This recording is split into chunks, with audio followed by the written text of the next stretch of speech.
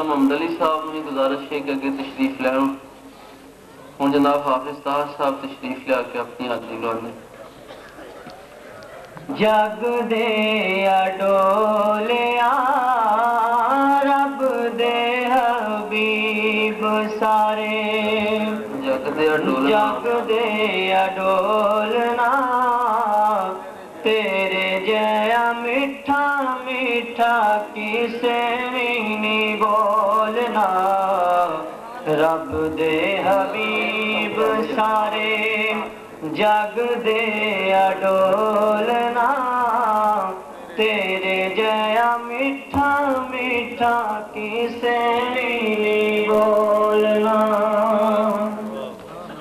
किते जावा अपनिया मैं लैके गुनाहगारियां, किते जावा अपनिया मैं लैके गुनाहगारियां। लाइया ने हजूर मैं ते तुसा नाल यारियां, लाइया ने हुजूर मैं ते तुसा नाल यारियां।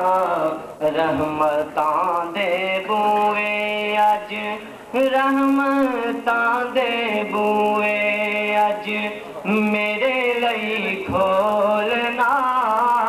रहमतां दे बूए अज मेरे लई खोलना तेरे जया मीठा मीठा किसे भी नहीं बोलना।